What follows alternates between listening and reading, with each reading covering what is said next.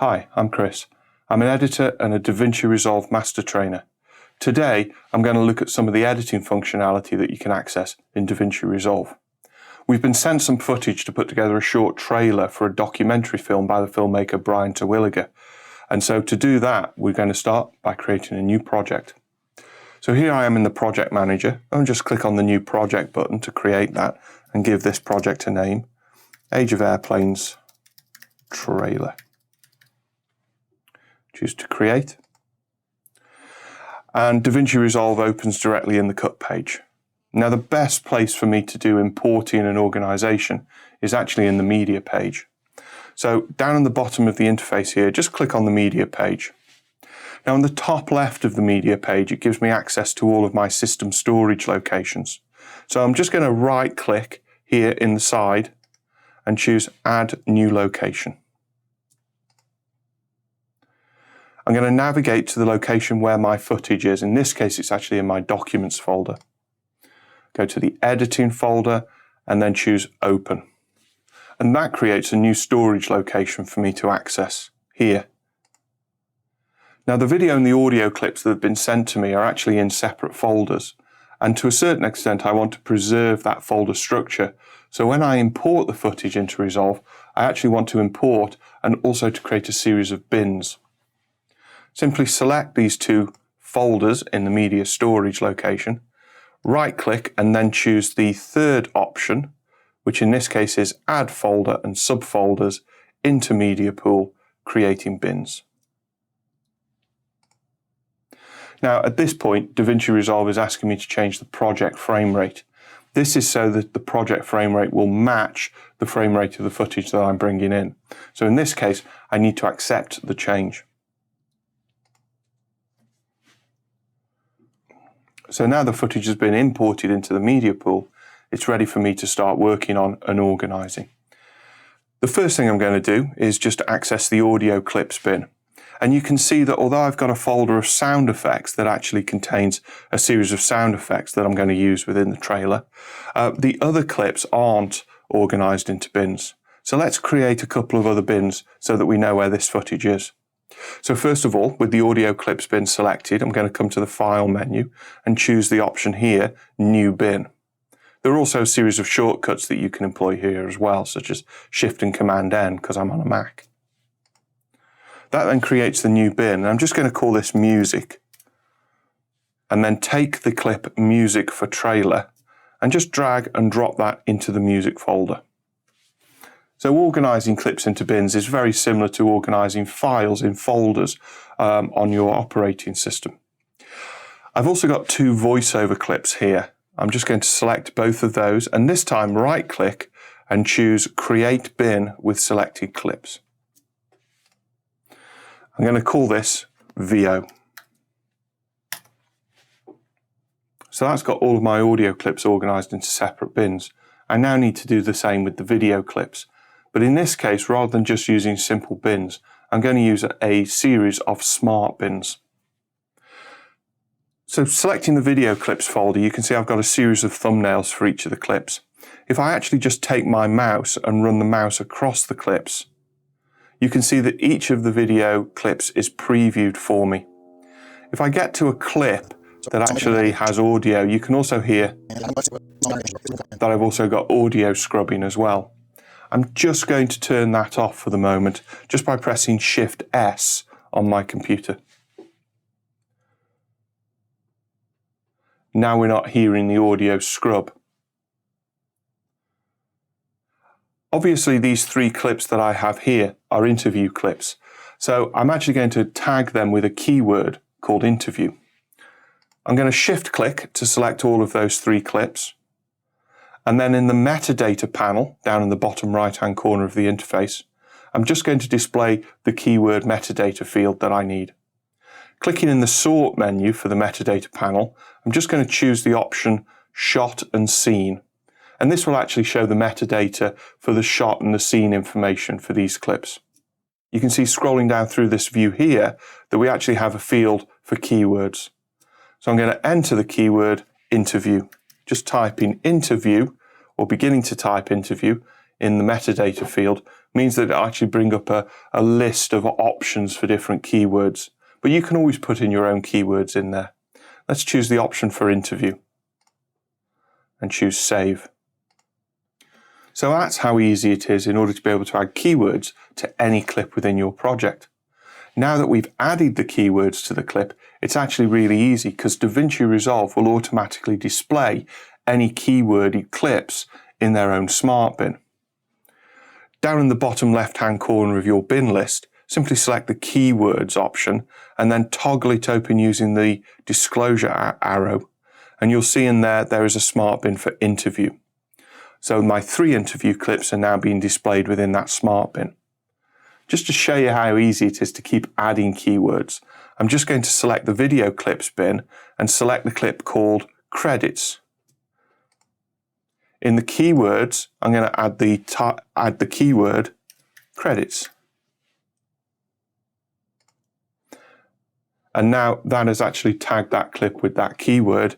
You'll see that I have a credits smart bin available to me. So now you can carry on adding whatever keywords you want to any of the clips within your project and organize them. However, there's much more to the metadata than this. If we select the video clips bin, for example, and then select this first clip here for the aerial shot for this Kenya clip. If I come up here and select the inspector in the top right-hand corner and then choose the File tab in the inspector, you can see that we've actually got a series of metadata fields that we can easily access. These are the same metadata fields that you'll be able to see in the actual metadata panel itself. It just means that they're easier to access here inside the inspector. Now, I can actually populate this with a series of metadata just by simply clicking in these fields and start to type in the information. However, if you've got somebody on the production team that might be logging these shots, it's actually easier to import the metadata rather than to add every single piece of metadata individually. So let's go to the File menu and we'll choose Import Metadata to Media Pool. Navigate to where your editing footage is on your system and choose to select the AOA login.csv file. A CSV file is a comma-separated values file. It's very simple to create in any spreadsheet application. I'm going to choose to open that. And you'll see that when I'm importing this login information, you can see that it is also asking me for a series of things that it's trying to match to. Now, in this information, we don't actually have timecode information for these clips. So in this case, I'm just going to uncheck match using clip start and end timecode. I'm going to uncheck that option and then choose OK. And you'll see that the information has actually been imported and now 27 media pool clips have been updated. If I select any of these clips again, you'll now see in the File tab in the inspector, I've now got additional information in terms of the scene number, also a shot number, and quite often, sometimes whether this is a good shot or a good take or not. Just scrolling down to the bottom of the file inspector, you can also see a comments field has also been added. So having added all of that metadata to these clips, how can I actually use it? Well, I can actually use it in order to be able to do very quick searches across the project. If I select the master bin, for example, and let's say I wanted to do a search across this information for any shots that were shot at San Francisco Airport, for example, I can actually click on the search option here. Under this little drop-down arrow at the side, I can also choose whether or not I want to search the selected bin or all bins. So in this case, I actually want to search the whole project.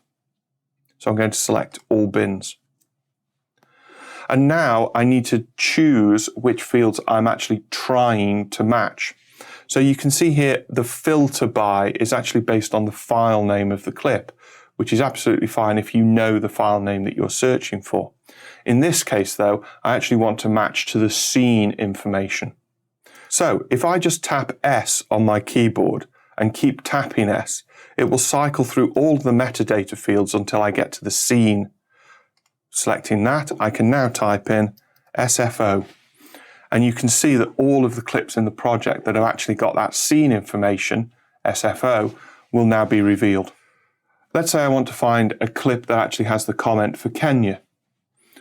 From the filter by, I can choose the comments field just by tapping C many times until comments appears. And now highlight the text for the search and again type in what I'm actually looking for. That's the power of metadata in order to be able to search right the way across your project to find the clips that you're looking for. But we can go one step further. If you clear the search field and close down the search field by clicking the search button, now go to your DaVinci Resolve Preferences menu, choose User, Editing. You can see that there's a category of preferences for automatic smart bins. By default, the automatic smart bins for keywords is already on. However, you can also see that we can create automatic smart bins for anything with shot or scene metadata. Click the automatic smart bins for the scene metadata and click Save. And now in your list of smart bins, you've now got a new scene category. Use the disclosure arrow to open that up and you can now see that the information for each scene is displayed as its own smart bin. Just simply select the smart bin in order to be able to access the contents. But you're not simply limited to the default automatic smart bins that you can have within DaVinci Resolve. You can actually create your own custom smart bin.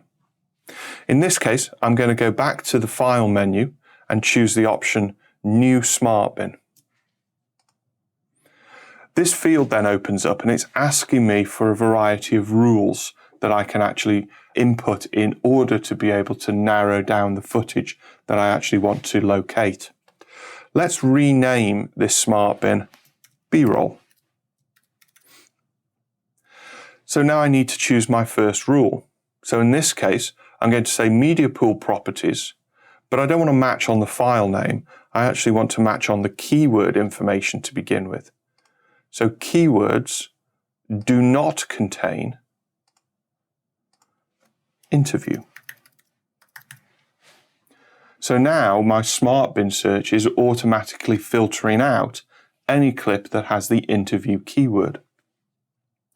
I'm going to add another rule for this. Media Pool Properties for keywords does not contain credits. This was the other keyword that I actually added to my title that I actually don't want to see in the B-roll bin. You can also choose to add a subset of rules to your smart bins as well. Holding down the Option or the Alt key on your system when I click on this plus button actually turns it into an options menu. And now I actually have a subset of rules that I just want to match any to. And in this case, I actually want to specify clip types. So I'm going to choose Media Pool Properties, change the second drop down to clip type just by tapping C on my keyboard. Clip type is video. This means that only video clips, not audio clips or still image files or timelines will find their way into this smart bin. But that's just video. What if I have video with audio? Well, in this case, I'm going to add another rule to this sub rule and specify the clip type is video and audio. Now I can choose to create my smart bin, and the results of that smart bin will be automatically updated. So if I add any additional clips to this project, providing those clips meet the criteria, I'll be able to find them in this smart bin. If you want to edit a smart bin for any reason, just simply double click on the smart bin and the rules of that smart bin will open up, allowing you to change them. There's one other thing that we can actually use the metadata for in Resolve, and that's to actually use the information in the metadata in order to be able to rename the clip within the project. This can be very useful if you actually want to do a search across a clip name, or you just want to simply have a sanity check as to what that actual clip is. By naming the clip in an appropriate way, it's easy to check that. So here in the B-roll Smart bin, I'm just going to select all of those clips just by dragging a lasso across them. Then I'm going to right-click and choose Clip Attributes. Choose the Name panel from Clip Attributes and highlight the default clip name. So in this case, I actually want all of my B-roll clips to start with the initials AOA for Age of Airplanes. So I'm just going to type in AOA underscore in order to separate the next information.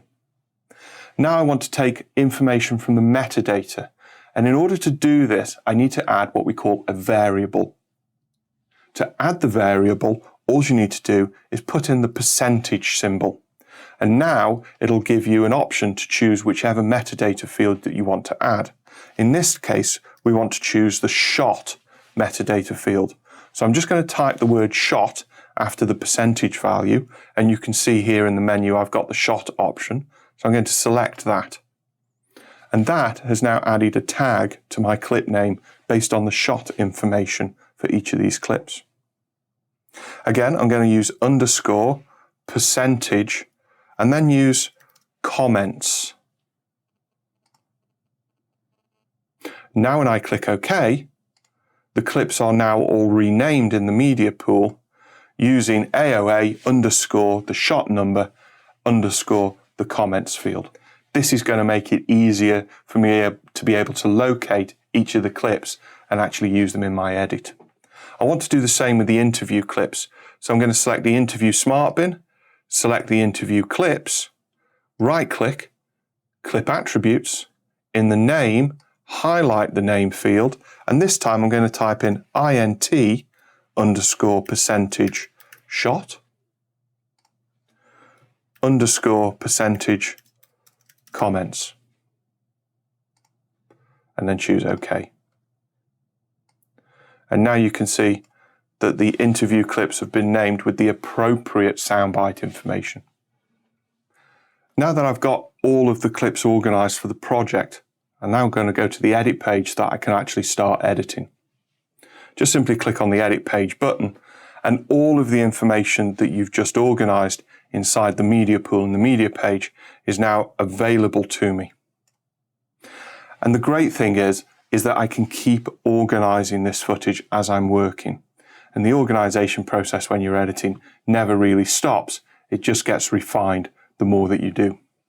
I'm actually going to start by selecting the master bin in the media pool and creating a new bin, just a regular bin that I'm going to call timelines. In this case, it's often useful to keep your timelines organized in separate bins so that you know where they all are.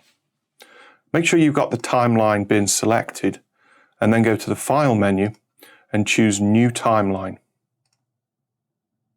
Let's just change the name of this timeline so it's something a little bit more appropriate for this project.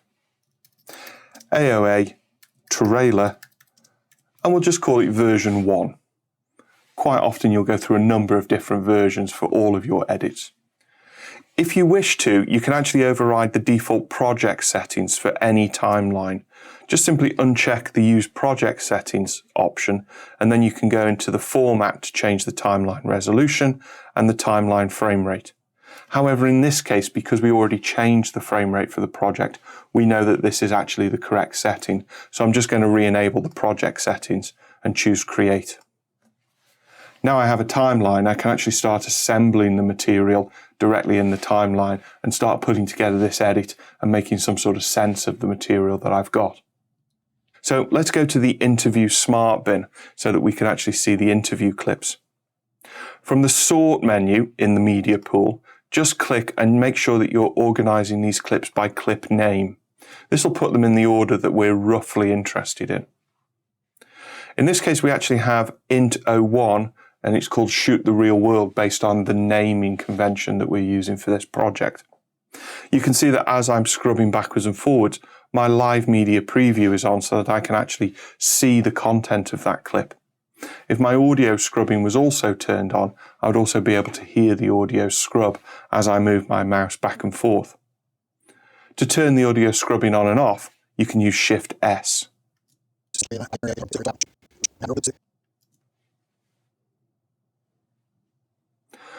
going to double click this clip, and that will actually open it directly into the source viewer. Now I can use the scrubber bar here in order to be able to return to the beginning of that clip. And I'm just going to play the clip through just so that we can all listen to the interview. You could use the space bar or the L key. So in this film, making a documentary about how the airplanes changed the world, it was really important to go out and shoot the real world and how the airplane is connecting and making all the things possible that I want to convey in the film. Well, obviously, I don't want to use all of that interview. But in this case, as a good starting point, I'm actually just going to bring the whole clip into the timeline. Now, there are several ways in which we can do that. For example, I could just pick the clip up from the source viewer and drag it and drop it into the timeline. This is often a manual way of being able to edit, but it's very limiting on what I can actually do when it comes to editing footage together. So in this case, I'm just going to press Command or Control Z just to be able to undo those changes. And this time, instead of dragging and dropping the clip into the timeline, I'm actually going to pick the clip up and drag across to the timeline viewer. And you'll notice on the right-hand side of the timeline viewer, I've actually got all of the editing functions that I can perform inside the edit page. So this is a useful way of being able to remind yourself of the different functions that we have. The default is actually overwrite edit. If I now let go of the mouse, the clip is edited instantly to the beginning of the timeline. The timeline viewer has automatically become active. So if I use the up arrow on the keyboard, I can return to the beginning of the timeline. I'm just going to play forward, just like I did in the source viewer, using the L key on my keyboard. Yeah. So in this film, making a documentary about how the airplanes changed the world, it was really important to go out and shoot the real world. That's a good place for this soundbite to end. Now you can see in the timeline I've got a good guide with the image of the waveform where he starts and stops speaking. And you can actually use this as a guide when you actually want to position the playhead for the next edit. And in this case, I'm actually going to click the Detail Zoom button just to be able to step into the timeline a little bit clearer, and then use the J and L keys in order to be able to find the exact point within that interview where he's finished that line, real world. And you can see from the waveform, this is very clear where he stops speaking and where he starts again. Now I'm going to return to my full extent zoom function. This allows me to see the whole timeline from beginning to end. And the playhead is now the location that I'm actually going to perform the next edit. So let's find an interview clip. Let's go to Interview 02, double click from the media pool to open it into the source viewer. And now I'm going to return the playhead to the very beginning. And I'm going to play through the interview. All 7 continents, 18 countries, it was very important that everything was real. If it was possible to shoot it, we wanted to go shoot it. If we couldn't get the shot or the weather wasn't right, we would either go back to that location, stay at that location longer, or it didn't make the movie. It was really important.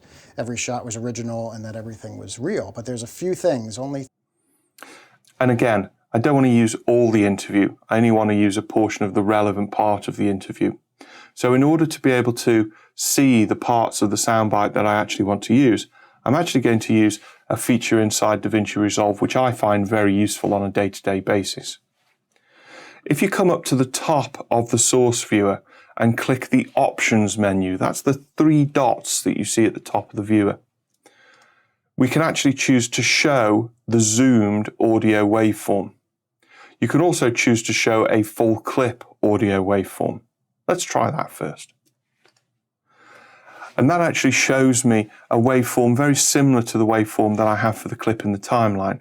But because it's actually showing me the whole interview, it's actually a little bit difficult to actually focus on where I want to concentrate on. So in this case, I'm going to click back in the Options menu again and choose Show Zoomed Audio Waveform. Now as I scrub through the clip, you can see that it will actually show me a detailed waveform view depending where I am within the clip. I'm going to return the playhead to the beginning of that clip. I'm just going to play it through, and I'm listening for the first line for his soundbite. All 7 continents, 18 countries. It was very important that everything was real. If it was possible to shoot it, we wanted to go shoot it. So that's where I want him to start, where he says, if it was possible to shoot it, we wanted to go shoot it. So I'm now just going to press the J key just to be able to back that up to the beginning of that soundbite. And listening to it closely, there's an ah at the beginning that I actually don't want to include within the soundbite.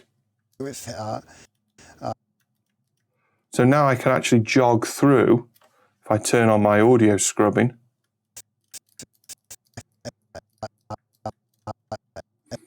I can jog through one frame at a time. You can use the left and right arrow keys for this, but I actually find it's really useful holding down the K key and tapping the J or the L keys.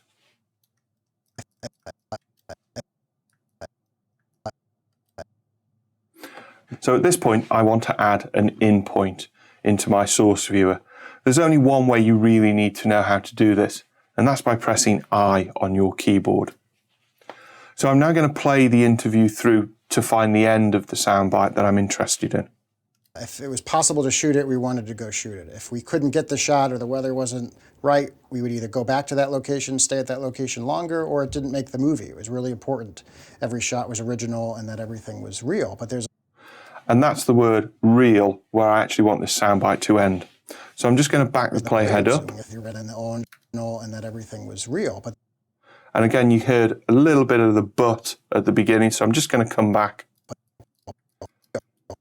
just a few frames, find that gap that you can see there in the waveform, and that's where I want to add my out point. And of course, the magic shortcut is O for out. Now that I've got my in and out point set, I might want to just double check that they're in the right position. So I can actually press Shift I to jump directly to an in point, Shift O to jump directly to an out point. If I actually want to preview the soundbite between the in and the out point, I can hold down the Option key and press the / key on my keyboard. If it was possible to shoot it, we wanted to go shoot it. If we couldn't get the shot or the weather wasn't right, we would either go back to that location, stay at that location longer, or it didn't make the movie. It was really important. Every shot was original and that everything was real. And it's a little bit tight on the output there, so I'm just going to jog forward just a frame and reset the out point by pressing O. However, sometimes you don't want to listen to the whole soundbite from beginning to end. It could actually be quite long. So if you actually want to preview where the out point is, just simply bring your playhead a few seconds to before the out point. And then from the playback menu, you can choose play around to, play to out. And you can see here, keyboard shortcut is Option Command /. And that everything was real. So now that I've got the in and the out point set for this soundbite, I'm going to edit it into the timeline using an overwrite edit. Now I can pick the clip up again and drag and drop over the timeline viewer to access the overwrite. I don't need to drag to the actual overlay. However, if I just come down here to the top of the timeline, you'll see that there are 3 editing function buttons. These buttons are probably the most common used editing features, which is why they've been included at the top of the timeline. You'll see that the middle one of those buttons is actually overwrite clip, and my keyboard shortcut for this is F10. Now, if you're on a Mac, you may find that the F10 key doesn't perform an overwrite edit by default, in which case you'll need to go into your system preferences and change the keyboard settings so that it uses all the F1 and F2 keys as standard function keys. If I just press F10, you'll see that the clip is overwritten into the timeline. It's actually overwritten the tail end of the first interview clip. If I use the up arrow key to navigate back to the previous edit point and then preview the edit using the / key. Shoot the real world. If it was possible to shoot it, we wanted to go shoot it. The first interview clip now ends at the right point, and the second interview clip starts at the right point, but it's a little bit too tight. We've also got a very nasty visual jump cut between 2 interview clips. So we now want to start to insert some of the B-roll in, just to be able to pace out those interviews. Let's go to the B-roll smart bin. Let's go for this second clip here of this A380 taking off. Let's double click to open it up into the source viewer and then use the J, K and L keys in order to be able to preview this clip. Let's find just as the wheels are about to leave the tarmac. Let's set an in point a second or so before that. And let's set an out point just after the plane has left frame before we get a very horrible sort of camera movement there. So let's set an out point as the tail of the frame has left the shot. Because the playhead is in the right place in the timeline, I don't need to worry about where this shot is going to end up. Make sure that the playhead is on the edit point in the timeline so that you're inserting it in the right place. And in this case, I'm just going to pick the clip up and drag across to my overlays. And this time, to perform an insert edit, I'll just drag it to the insert overlay. And that inserts the clip in the timeline and moves the second interview clip out of the way. This is one of the advantages for using those overlays rather than the drag and drop approach to editing. Using a drag and drop approach, you wouldn't be able to insert the clip as efficiently. So again, one reason for using these functions. In the timeline, let's move the playhead back to the start of that clip. So we're on the first frame of the Lufthansa plane. And in this case, let's go to this clip here. It's called AO1 A380 Taxi. Let's double click that to open it up. Now you'll notice straight away that this clip has audio. It's not great audio, however. So what we need to do here is we need to actually make sure that when we insert this into the timeline that we're not actually going to use the audio. Now there are a couple of ways that we can do this. A simple way would be if we were using drag and drop editing over the timeline viewer. We can actually come here to the source viewer and actually specify using one of these overlays whether we want to edit just picture or just sound. So in this case, I can click on the overlay, drag across to the timeline viewer and choose insert in order to be able to just insert the picture and not the audio for this clip.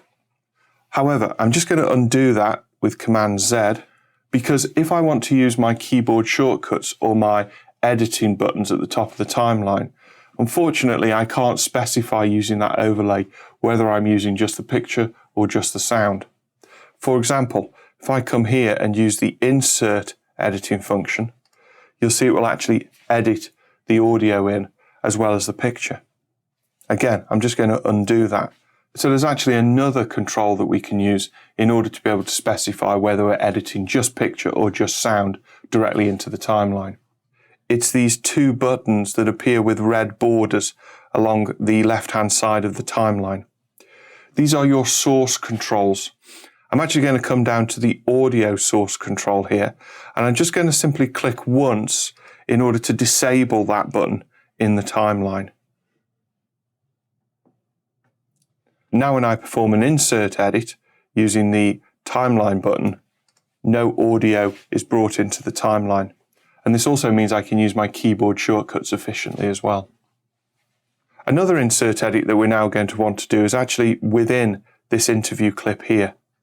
So I'm going to move the playhead to the beginning of that interview clip, and I'm just going to play through the beginning of it for the first soundbite. If it was possible to shoot it, we wanted to go shoot it. If it was possible to shoot it, we wanted to go shoot it. That's where I actually want to insert the next shot. We wanted to go shoot it. The shot that I'm actually looking for is in my B-roll smart bin, and it's the clip of AOA 10 Maldives. So double click that to open it into the source viewer. I love this shot. It's this wonderful sort of in and out shot where the camera is half submerged in the water and there is a plane that comes in over the top of the camera. I'm actually just going to set an in point just as the shadow of the plane appears over the coral. And now I actually want to specify around about a 3-second clip. So one way that we can do that is actually to use timecode information to be able to move forwards and backwards through the clip. In this case, I'm just going to hit the plus key on my keyboard and type in 300, which you can actually see in the top timecode field in the source viewer actually translates to 3 seconds. Hit the return key, press O to set the out point in order to set a 3-second clip. Actually, technically, it's 3 seconds and 1 frame, as you can see from the duration field. However, the playhead is inclusive of the frame that you're currently on, so the out point is always set at the tail of that frame. If you need it to be 3 seconds exactly, you just need to come back 1 frame before you set the out point. But now I can do an insert edit by pressing F9. Excellent. So now we've got the edit really starting to come together. However, at this point, you're probably wanting to get a little bit more control of the timeline, particularly when it comes to zooming. Also, you might want to start refining parts of the timeline by removing sections. Zooming in the timeline is actually much simpler in DaVinci Resolve 17 than it's ever been. We've already encountered 2 fixed zoom functions.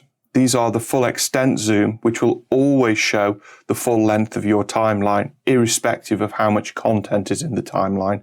And you've also got the detail zoom button, which allows you to zoom in to a fixed point on the timeline wherever your playhead happens to be. However, you've also got a custom zoom option as well. So this button allows you to set your own zoom level, which you can do by just simply dragging the slider or using the plus and minus buttons to zoom in and out. Or you could use keyboard shortcuts. Command equals allows you to zoom in on your playhead.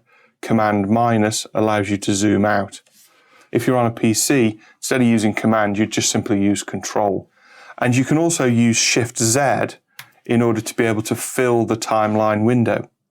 This isn't the same as actually using the full extent zoom button, however.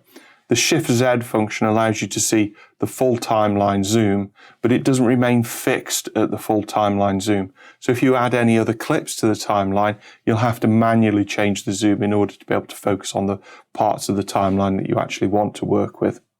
However, Shift Z is very useful if you actually want to return to a previous zoom level in the timeline. Just simply toggling Shift Z is a very useful way of being able to step in and out of the timeline.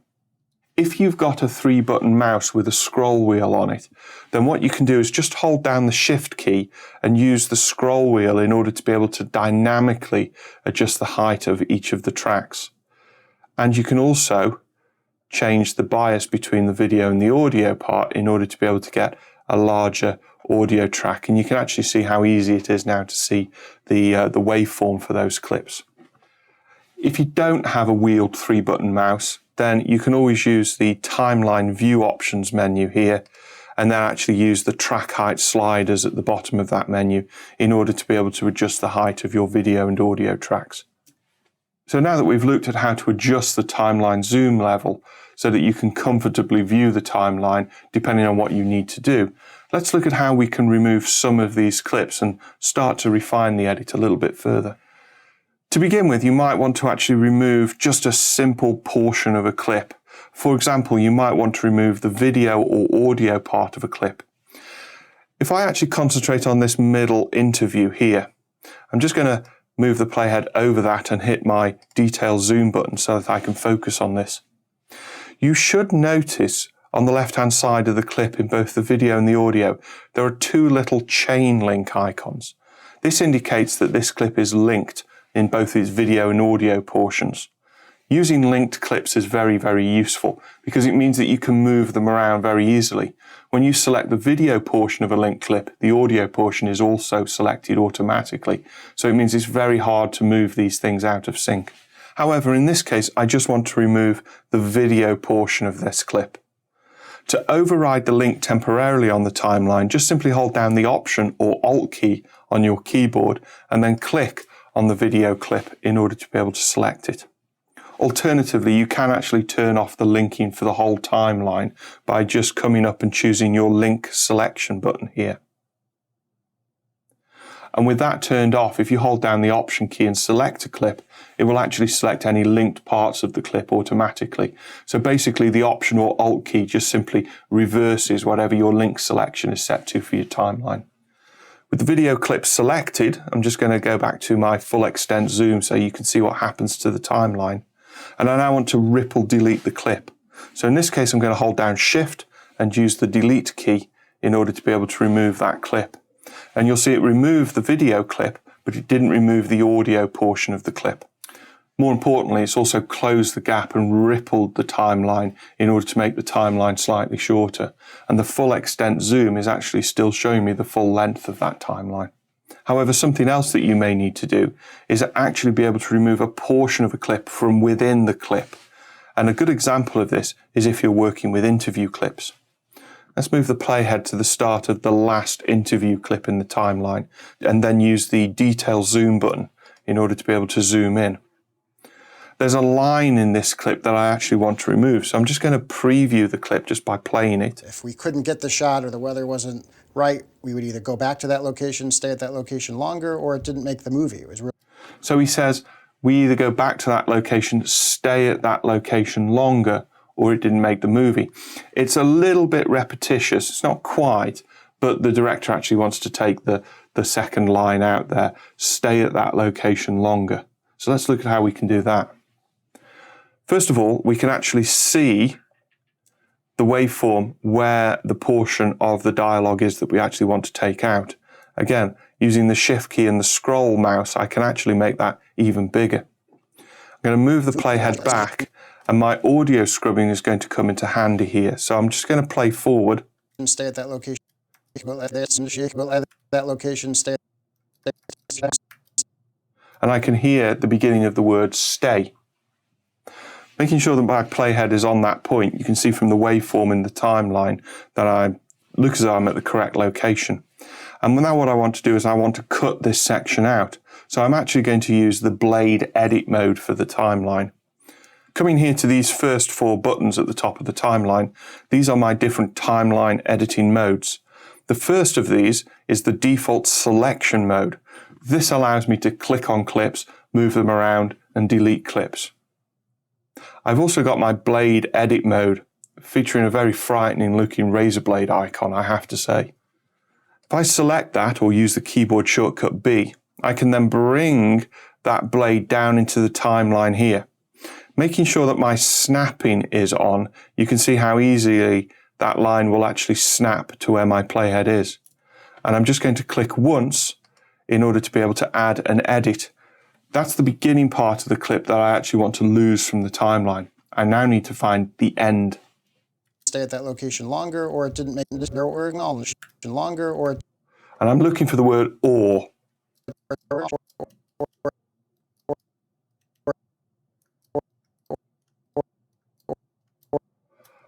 About there. It's taken a little bit of sort of jogging back and forward 1 frame at a time, just in order to be able to hear that. But I was actually trying to find the beginning of the word or. Again, I just want to take my blade and just come near the playhead and click once more in order to be able to add a second edit point. This has now isolated the portion of the clip that I actually want to remove from the timeline. However, I don't want to use the blade mode again, so I'm going to switch back to the selection mode just by pressing A on the keyboard. I can now select that clip and then press Shift Backspace or Shift Delete in order to be able to remove the clip from the timeline. That's got rid of the portion of the clip that I isolated, but I now need to hear how that edit is working. So if I press the / key, right, we would either go back to that location, or it didn't make the movie. It was really important. It's probably not the tidiest of edits, but don't worry. Only the very skilled and experienced editors will be able to get that right first off. More often than not, when you're editing something, you just need to make your best guess and then refine it later. So we'll leave this for the moment, but we'll come back to it in a few minutes. In the meantime, I'm actually just going to go back into my full extent zoom so that I can see the whole timeline. And now what I want to do is remove this portion of the first interview clip. You remember that we overwrote the tail end of that clip. However, the beginning part of the clip is still in the timeline, so I want to remove that. Now, if I use my selection edit mode here, I can select the beginning part of that interview. And if I trim that, you can see that it will actually trim and remove a portion of the clip, but it will also leave a gap. This is not a huge problem, but there's more efficient ways that we've got being able to trim that and not leave a gap. So I'm just going to undo that in order to put the clip back to how I originally had it. And again, I'm going to change my timeline editing mode. I'm going to change it from the selection mode to my trim edit mode.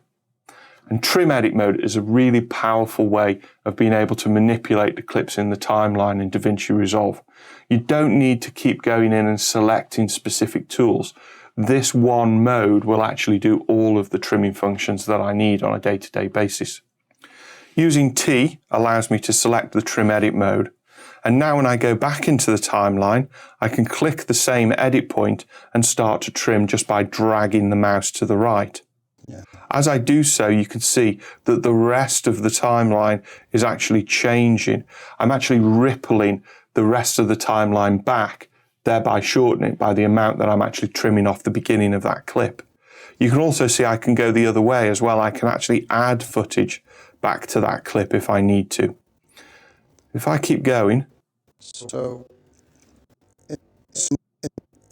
and you can hear from the audio scrubbing where the actual interview starts.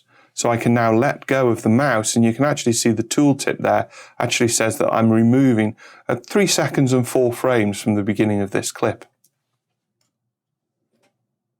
Now if I return the playhead to the beginning of the timeline, I can play from the beginning. In this film, making a documentary about how the airplanes changed the world. And I've actually got a much sharper start to the interview. And I can also use the trim edit mode in order to be able to fix the problem with the edit in the interview that I was just doing earlier. Move the playhead to the edit point and then use the detail zoom button to zoom in.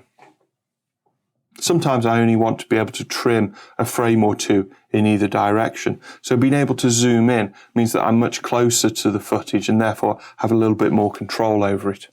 In this case, I'm actually just going to select the outgoing part of this clip here where the waveform is that shows me that probably I'm just catching the outgoing word there. And now I can actually click and drag in order to be able to remove 1 or 2 frames at a time. If you haven't actually got the level of control that you're interested in, you may want to turn off your snapping here at the top of the timeline. Keyboard shortcut N is always worth remembering because you can always do this at any time, even if you're in the middle of an operation. So in this case, I'm going to click and I'm going to tap N on my keyboard, and now I can actually remove a single frame from that clip. But you can also do this using keyboard shortcuts as well. For example, if I use the period key, I can actually add a frame to that clip, and if I use the comma key, I can remove a frame from that clip. So now if I press the / key, right, we would either go back to that location or it didn't make the movie. It was really important. And again, it feels a little tight still. I think the outgoing portion of that is fine, but let's now select the incoming portion and let's just trim it back 1 frame. So I've now added a frame using the comma key in order to make that timeline 1 frame longer because I'm always rippling the footage. Right, we would either go back to that location or it didn't make the movie. It was really important. And that sounded pretty good to me, but you might just want to sort of explore this a little bit more. What would happen if we added another frame to the incoming shot using the comma key? Right, we would either go back to that location or it didn't make the movie. It was really important. And again, it's probably about the same. So I'm just going to take that frame off again and probably leave it at that point. So now I'm happy with how that edit is working. I'm actually just going to start adding a few more clips to the timeline just so we can pace out the edit and see where we're going with things. So in the timeline, I'm going to deselect the edit point and go back into my full extent zoom and just use the shift key and the scroll wheel on my mouse just to adjust the track height. So I've got a little bit more space for the audio. And I'm going to return the playhead to the beginning. You can either simply drag it or use the home key to go back to the top of the timeline. So at this point, I'm just going to add some music to this timeline. Well, we already created a music bin earlier, so we know exactly where to find that piece of music. In the bin list, select the music bin, and then I'm just going to turn off my audio scrubbing by pressing Shift S, and then I'm going to double click to open the music into the source viewer. Now, when you open audio in the source viewer, you actually get an upper waveform, which actually represents the whole of the audio clip, and a lower waveform, which actually represents a zoomed in portion of the clip. So it's like having the two waveform displays side by side, which is very useful to work with. In this case, we actually want to take the whole of the clip, so we don't need to set any in or out points to this clip. And in this case, I'm just going to pick the clip up, drag it across to my timeline viewer, and choose the Place on Top function. This then simply creates a new audio track at the bottom of the timeline and places the clip in it. It may seem counterintuitive that I've actually used something called Place on Top to actually place the audio at the lower part of the timeline, but it just is the way that that edit works with audio, which typically lives below the video in a timeline. The audio is actually quite loud, this piece of music is, so I'm actually going to move my mouse over the clip and actually find the point where I can actually locate the volume curve on the timeline. If I now click at that point, I can grab hold of the volume curve and lower it to an appropriate audio level. I'm actually just going to take it all the way down to around about -12 dB in the timeline here. Doesn't necessarily mean to say that that's the right level. However, it's a useful starting point, and I always need to refine the levels later anyways. Now that I've got the audio at a reasonable level, I should be able to hear the interview over the top of the music. In this film, making a documentary about how the airplanes changed the world, it was really important to go out and shoot the real world.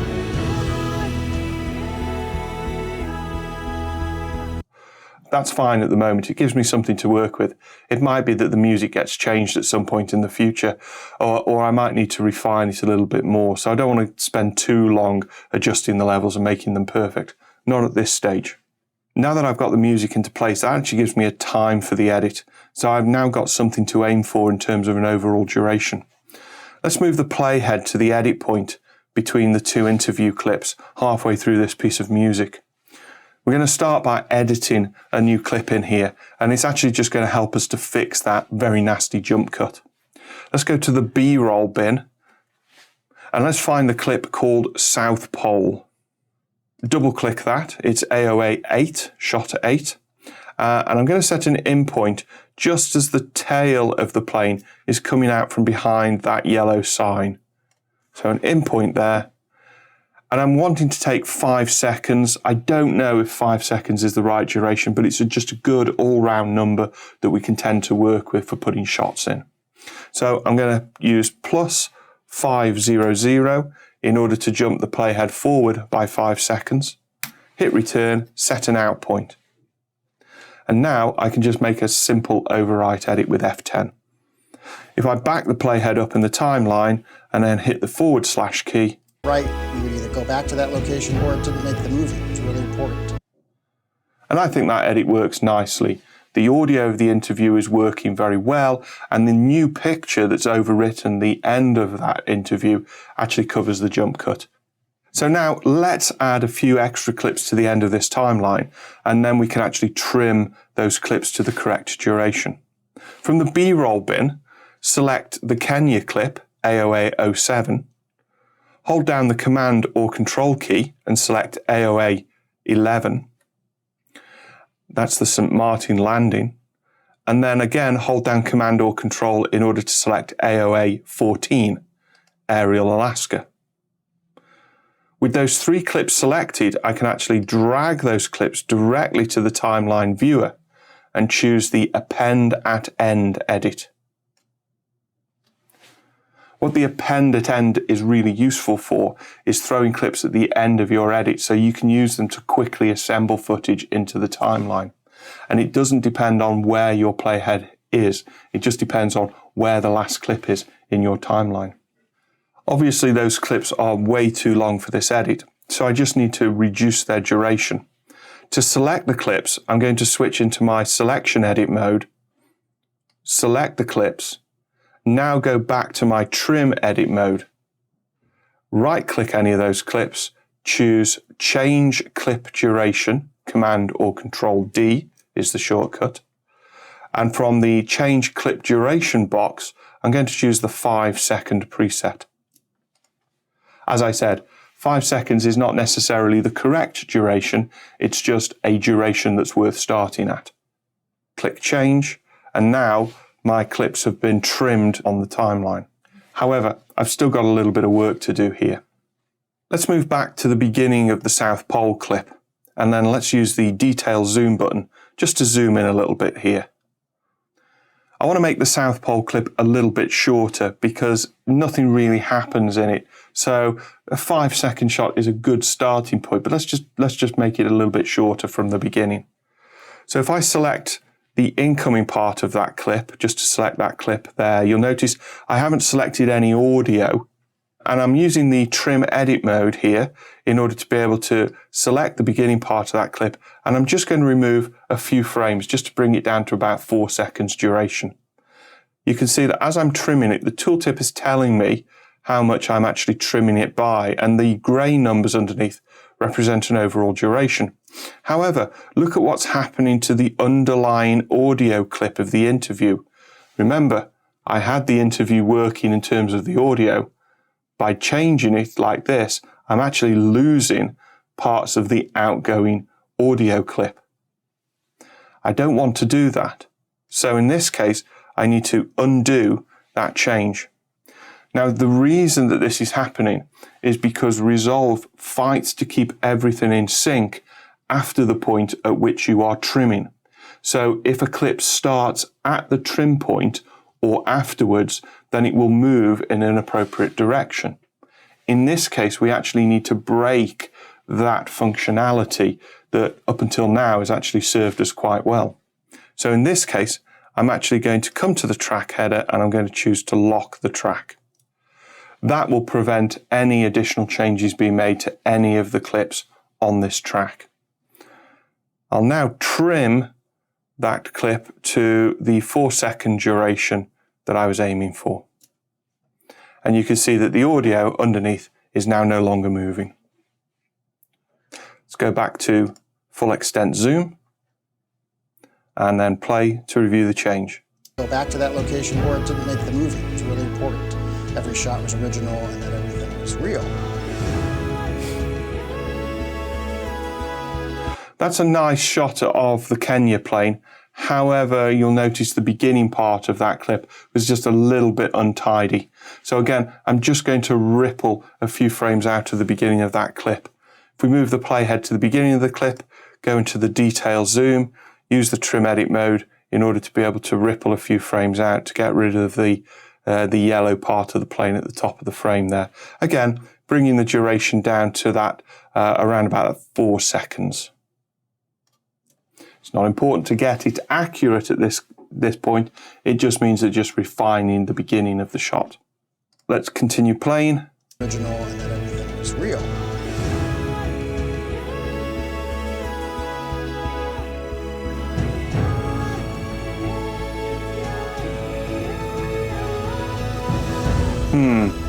Now, there's a few things that we need to do here. First of all, we still need to be able to bring the duration of those clips down, but they're actually in the wrong order. I want the Alaska shot to follow the South Pole shot on the timeline. Then I would actually like to finish with the St. Martin shot. Now, if I use my selection edit mode to be able to move a clip around the timeline, all I'll simply do is overwrite what is currently there. So I need to use a different function for this. And this is what we would call a shuffle insert edit. And it's a little bit of a secret function that you now know about. To perform a shuffle edit, hold down the Shift and Command or Control keys, and then use the comma and period key in order to be able to move the clip backwards and forwards through the timeline. So I can now put the aerial Alaska shot after the South Pole shot. If I hold down the Command key and use the left and right arrow keys, this will allow me to select another clip. Hold down Shift and Command and use the comma and period keys allows me to reorder those clips as well. And you can actually select multiple clips on the timeline and use the same keyboard shortcuts in order to be able to shuffle those groups of clips around the timeline. So this makes it really easy to move one scene from one part of the timeline to another. So now I've got the shots in the right order, I'm just going to trim the aerial Alaska shot before adding the credits to the end. Let's go into detail zoom, make sure I'm in my trim edit mode by pressing T, and I'm just going to trim the end of that shot again to the magic 4-second duration. I'm going to go back into my full extent zoom, and I'm just going to play the timeline just so that I hear the last beat of the music.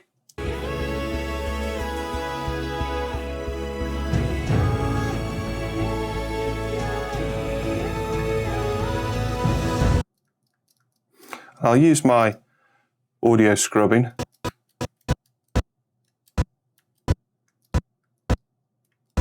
Just to be able to find the beat of that music. So using the audio beats for the music is a good way of being able to guide the edit. Now we need the credits, so let's go to our credits smart bin. Let's double click to select the credits in the source viewer. And in this case, we actually want to take all of the credits. So we're not going to set any in or out points. Instead, we're just going to perform an overwrite edit with F10. If I use the up arrow key in the timeline, use the / key.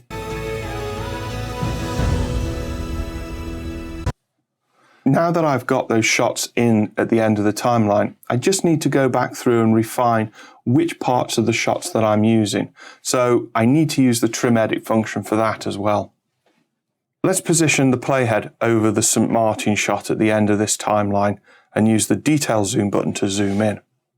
If we preview the shot by selecting it and pressing the / key,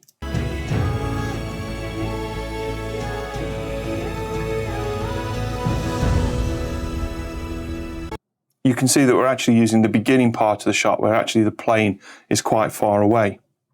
So instead of that, if we use the trim edit mode and actually click on the upper part of the clip on the timeline, this will enable us to slip the actual content of the shot.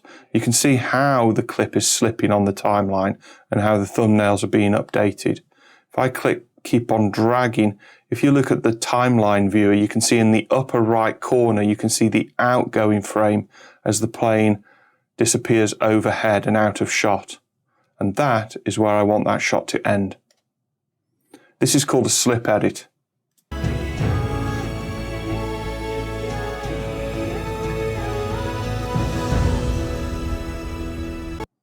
The slip edit is one of the most powerful trimming functions that we have in the timeline. I'm going to return to my full extent zoom and just position my playhead over this Alaska shot. Again, I'll select that and just press the / key just to preview it. Every shot was original and that everything was real.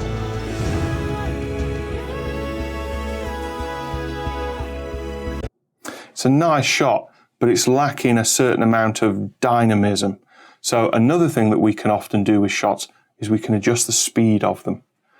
With that clip selected, I'll just come up here to the top right-hand corner and open up the inspector. Scrolling through the inspector, I actually have a category called speed change. If I just simply click on that to open it up, I can now specify the speed of this clip. Speeding the clip up should give us something more to actually see, as it looks as though probably the plane is actually going to be flying a little bit faster. Selecting the speed percentage, type in 200 and hit the return key. That then adjusts the speed of the clip, so it's now playing at 200% or twice as fast. If I hit the / key, every shot was original and that everything was real.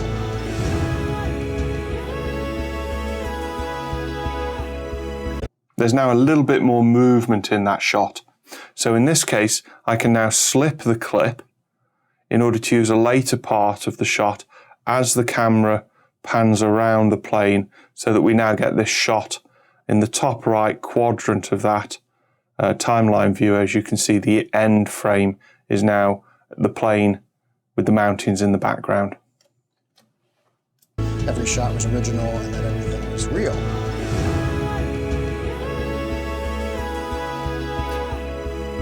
Another way of using a different part of the same shot is actually to use a match frame and replace function.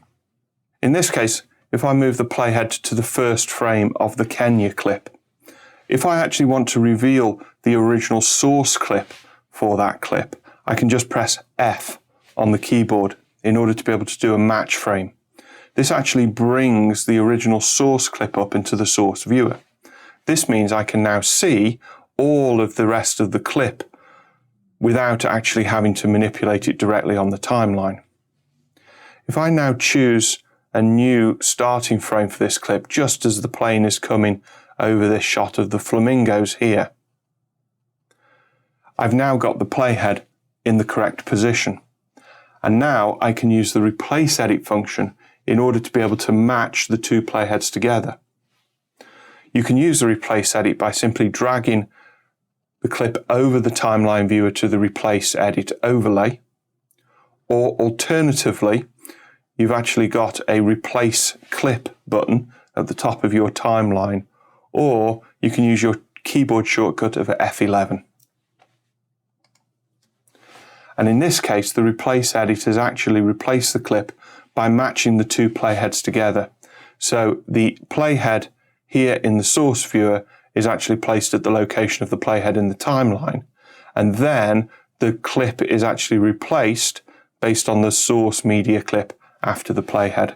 It's a very, very powerful function if you actually want to be able to synchronize clips together. It's useful for being able to edit sound effects into the timeline, or to be able to match two images together with different actions. For example, here, if we go to the last clip here in the timeline, where we actually have the St. Martin landing plane flying overhead,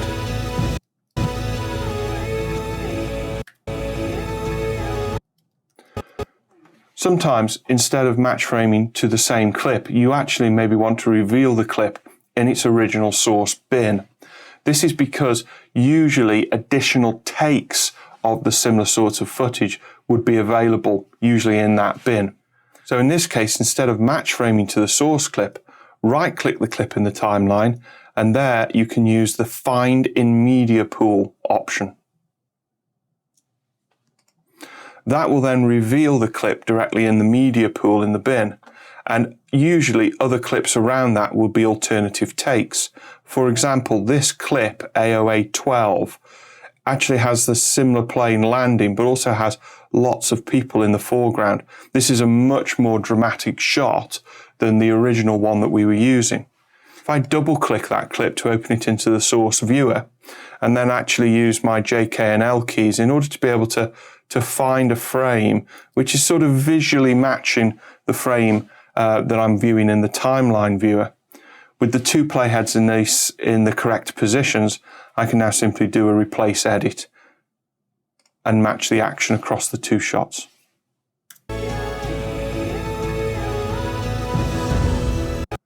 So these are just some of the trimming and some of the editing functions that we have within Resolve in terms of being able to put an edit together. Just before we actually move to the next stage of the editing process, I'm just going to make a slight change to some of the audio for the interview. And in order to do this, of course, I just need to unlock the entire track. And in this case, I just want to find a beginning of his interview here, just at the very end of the interview. Or it didn't make the movie. Didn't make the movie.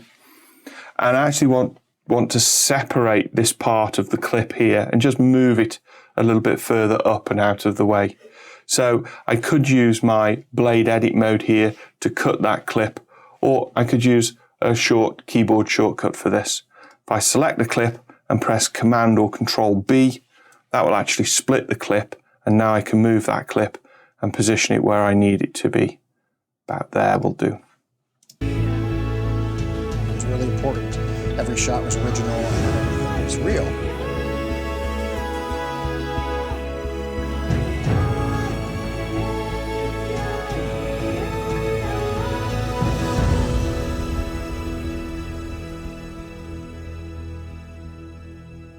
So hopefully this video has been useful in showing you some of the editing functionality that we have within DaVinci Resolve. Don't forget, if you've got any further questions, then please feel free to join us on the forum pages where questions are answered on a daily basis. We've also got a full range of training materials available for free as well, so check out the DaVinci Resolve training pages where you can download further videos and books to help you get to grips with Resolve. Thank you very much.